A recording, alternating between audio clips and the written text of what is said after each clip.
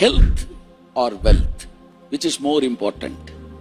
இதை ரெண்டுல ஒன்ன தொடு அப்படின்னு என் கர்த்தர் சொன்னார்னா நான் ஹெல்த்தை தான் தொடுவேன். ஹெல்த் நல்லா இருந்தா எவ்வளவு வேணாலும் வெல்த் சம்பாதிச்சுக்கேன். ஆனா ஹெல்த் நல்லா இல்லைன்னா எவ்வளவு வெல்த் இருந்தாலும் வேஸ்ட். சோ எனக்கு தேவை ஹெல்த். ஹெல்த் தான் பெரிய ஆசீர்வாதம்.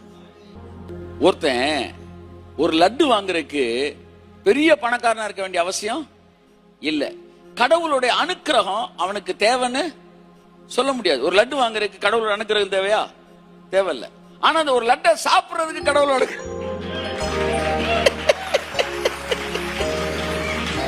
சார் ஒரு லட்டு வாங்குறது 10 ரூபா தான் சார்.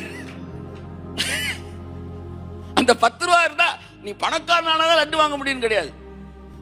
அதனால நீ பணக்காரன் இல்லாமலே ஒரு லட்டு வாங்கலாம். அதுக்கு பெரிய லெவலில் கடவுளோட அனுக்கிரகம் தேவையில்லை. ஆனா அந்த 10 ரூபா லட்டை சாப்பிடுறதுக்கு ஒருத்தர் அனுக்கிரகம் பெற்றாதான் அவன் சாப்பிட முடியும். அதுதான் இருப்பதிலே மிகப்பெரிய ஆசீர்வாதம் என்று சொல்லுகிறேன். இயேசு கிறிஸ்துவின் நாமத்தில் இந்த வார்த்தை நிலைக்குள் இருக்கிற அத்தனை பேர் சரீரங்களும் ரீசெட் ஆவதாக, ரீசெட் ஆவதாக, ரீசெட் ஆவதாக இயேசு கிறிஸ்துவின் நாமத்தினாலே.